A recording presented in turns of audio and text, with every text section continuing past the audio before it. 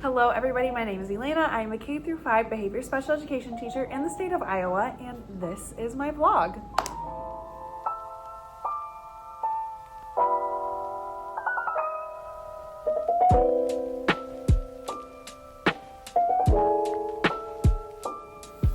Most of the time I am doing weekly week in my life vlogs or day in my life vlogs, but this is the last week of school. It's chaotic and I'm just gonna switch it up today. I've actually got a little bit of time where I can do a longer sit down with you. So today we are going to talk about something that I think a lot of people will be interested in, whether you are a special education teacher or not.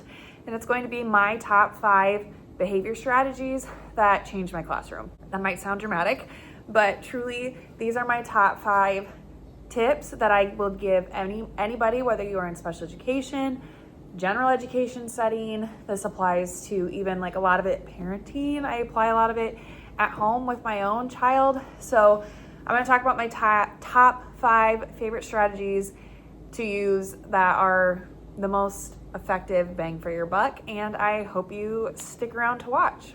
All right, let's get right to the point. The first one, number 1 most important thing, no matter what setting you're teaching in, relationships. Now, if you're in a teacher prep program or you've been through a lot of PD that talks about this, you're probably rolling your eyes right now. Stick with me, please. I just feel like it has to get said because no matter how many times you've been told this over and over again, it is the most important part.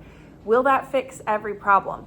No. And that's the part where I think a lot of us maybe are rolling our eyes, because when we've come, and I've been in this place before, when we've come to admin with behavioral challenges with students and things that are happening, and we're just told like we need a better relationship with them, it doesn't fix everything. So I'm not trying to say like this is your magic key to change and fix every problem. No, but it is the foundation of everything. Kids don't learn from people they don't like.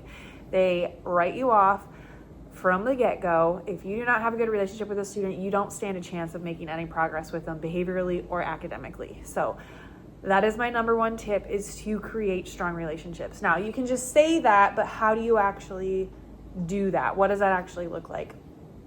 For me, that looks like greeting the kids in the morning when they come in, saying goodbye when they leave, having genuine conversations with them, taking a genuine interest into them, asking them questions about their life, asking them follow-up questions about their life. If they came in and they told you that they were excited to go fishing with their grandparents over the weekend, then when they come back on Monday, you need to ask them, how was that? And remember those things. When I was in the gen ed setting, I would do lunches with students literally every day. Right now in my life, that would burn me out to do that every single day, but you could, maybe reserve 1 day a week, or maybe every other week one kid gets to do it. It could be something that they earn, or I just had it be something that they signed up for, and I just had a schedule every day and let kids sign up for who wanted to eat with me. And you can structure it however you want. I'm just trying to give you some ideas of creating relationships with kids. However you do it, it needs to be genuine. You need to follow up with them on the things that they like, the things they're interested in, the things they don't like. You need to be able to share things about yourself as well. I always started the year when I was in the gen ed setting with a get to know me page, and it's not as big of a deal now in the setting that I'm in because my kids are with me year over year. And so for the last 4 years, I haven't had to do a lot of introductions. It's been the same kids, but I have worked really hard to continue to build their trust and build that relationship with them year over year, so that it continues to grow, so that they are willing to take risks with me. They are willing to be vulnerable, but I have to show that too, within reason, within appropriateness. Now, not sharing them like intimate personal details about my home life, but I do share with them the stuff that I'm doing with my kids over the weekend, and pictures of my family and our pets and the stuff going on in our lives. Like, you have to be willing to share and be vulnerable yourself as well to an appropriate level with kids, so that they know you are investing in that relationship too, and then following up with them on the things that they like and the things that are going on in their life.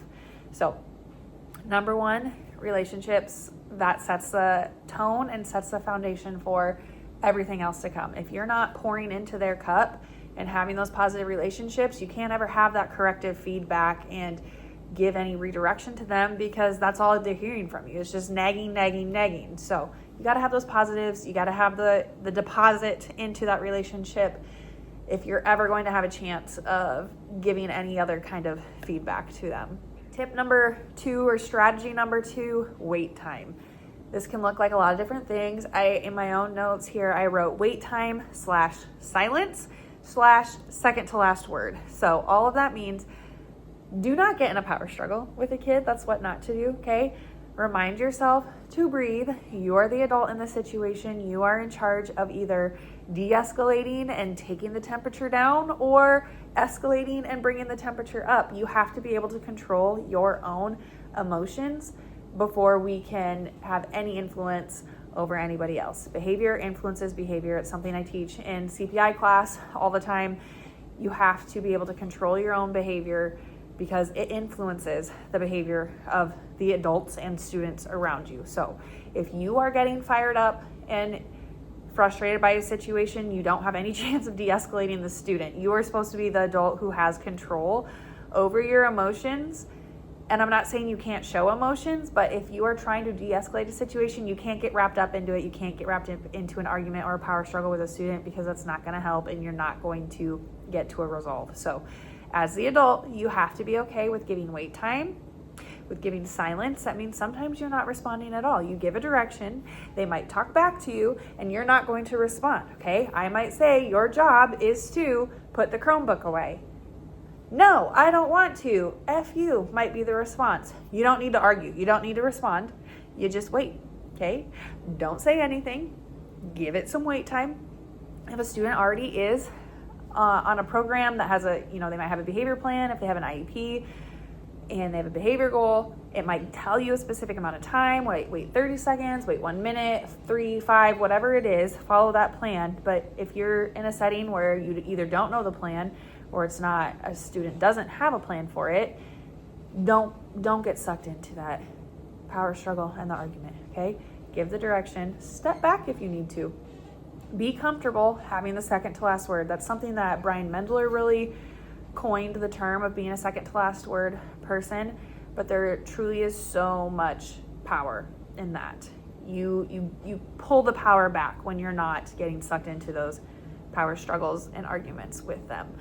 So give the direction, be comfortable with silence, walk away if you need to. If you have to repeat the direction, that's fine. You can still have boundaries and stay firm. I'm not telling you to let the student walk all over you. I'm telling you, don't get in the power struggle. Give the direction, stay firm with it, stick to that direction, and don't continue a back and forth. If the student wants to respond and argue, I would just not respond with it. And whenever the 30 seconds, 1 minute, whatever your timing prompt sequence is going to be on, give that same direction again, and you're not going to respond to any other of their side comments in between. You're just going to wait and give that same direction again until they respond to it. Now, if a student's on a behavior plan, it might also, the response strategy might be to give the direction again or remind them, or you can ask for help or a break or whatever their replacement behavior is.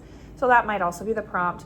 Follow whatever plan it is. But again, if there's no plan, be comfortable with the silence and the wait time and not having to have the last word with them. Okay, third tip, visual checklists and schedules. This helps in any setting that you're in. I have this for my son at home, that he's got his own checklist, visual checklist and schedule of the things that he is supposed to complete through the day or night, whatever the routine is as well. I've got a lot of my kids, especially my 4th and 5th graders, who have their work checklists of the day, and they have their visual schedule of what's going on in their classroom, and then their required work tasks for the day, and they are able to cross it off as they are done. It helps them plan and know what is expected of them. It helps have a concrete example for you to point back to. I have a student who's constantly asking like what time it is or when this activity is, and he's a 2nd grader, so he's got his reinforcement system that is kind of in a checklist format too, of the things that he's trying to get done. Is formatted a little bit different than my older students, but he also has a visual checklist, and we always point back to it and refer back to it of like, let's look at your schedule. Let's look at your schedule up here. Or if the student wants to know what their work task is or what they're supposed to do, just refer back to the schedule. This leads into another one of my tips that's coming next, but I'm going to say number 4, visuals of all kind. So the visual checklist and schedule helps them to plan and know what is expected of them for the day and to know when the next things are coming, so that predictability factor. But visuals of all kind also help us re-regulate. If you look behind me, I've got all kinds of visuals going on here too. I've got the zones of regulation over here. I've got some other zones, I guess you can't see it over here, but like zones thermometers, posters with all of our different strategies on it. When a student is escalated and they are in this amygdala fight or fight part of their brain, they're not in their thinking brain anymore. We've called it, they flipped their lid, and now we're down here. They do not have logic or reason, okay? When we are in this part of our brain, and you have to know when a student is there, if we are in the logical and reasoning part, or if we're here. If they are here, they're seeing red, we're in fight, flight, or freeze, they are not capable of having a logical conversation with you or having any logical reasoning. They're not taking in any verbal directions or interactions. And so it is best to cut the verbals out and have visuals for what you want them to do. I have a bunch of safe body visuals. Maybe I'll go grab them quick and bring the examples back. But it helps them to understand what they should be doing and see what they're supposed to be doing or see what their direction is, so that they know what to do and can actually process things. Because like I said, when we are in this part of our brain, we cannot verbally process or logically reason anything. So us trying to talk through directions with a student who is escalated and in the survival lizard part of their brain, you're not going to be successful there. You're just going to go around and around, and they're probably just going to keep screaming stuff back at you, things that are illogical and don't make any sense. I'm going to grab the visuals, just some quick ones that I have so you know what I'm talking about. Two different ones here. Now this one does have directions on here because there's an adult prompt of when we are starting to calm down. You can see the safe body and what the adult prompt is. This also helps keep adults on the same page when there's a visual for the student, and then the adult knows when we are prompting what the verbal is. This says when you have a safe voice and body, then we can talk.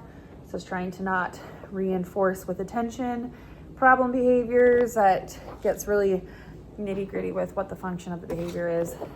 This one says, I need you to stop hurting yourself, and then we can talk. Again, trying to not give too much attention and reinforce something, but that is separate for a function. I've got a visual here, stop. I've got, here I'll show you a student's token chart without putting your name on it. Okay, here's an example of a token chart, what it might look like. Also got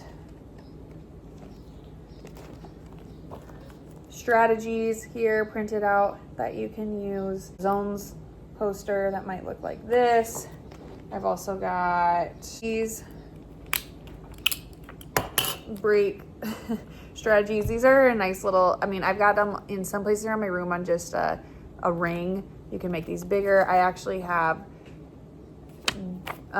bigger posters of these hanging up in my room too that are like up. It's just on a different wall. But it's for students and for adults if we're trying to we're getting frustrated with it too, or we feel panicked at, there's a lot of seeing a lot of repeated ones.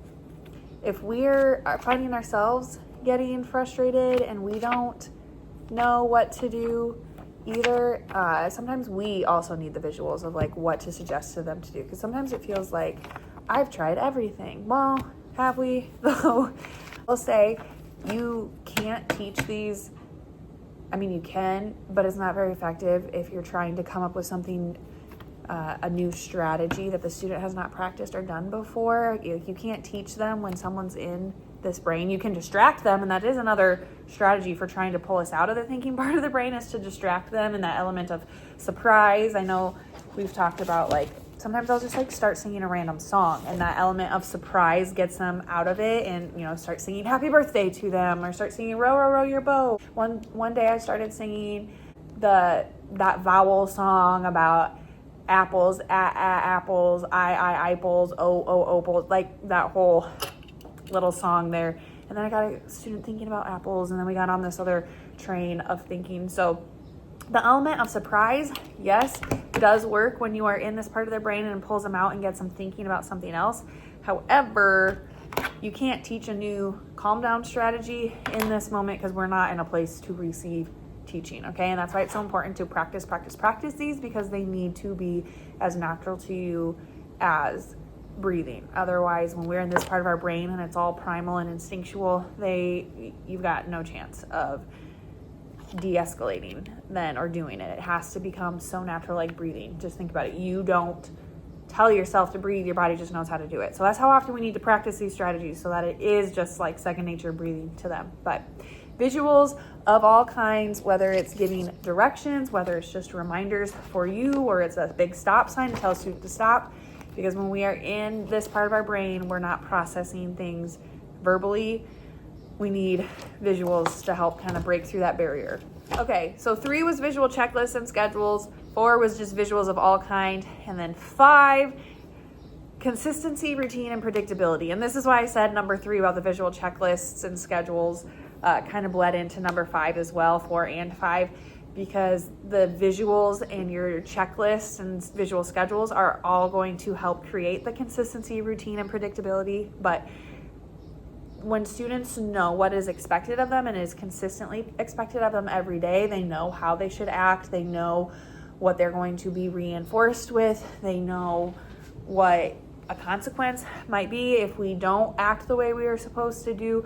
Whatever the boundary is, it needs to be very black and white, and it needs to be consistent and predictable for them. So routines are so important. If it is the same routine every single day, I don't have to worry about giving directions every day to everybody and feel like I'm pulling teeth every single day, because we have a routine every day of how you come into the classroom, how you do your lunch count, how you get started on work for the day before we do morning meeting. Like, whatever it is, you're going to exert a lot less effort if you have consistent routines in place that the students can follow without you having to constantly give directions of what they're doing, okay?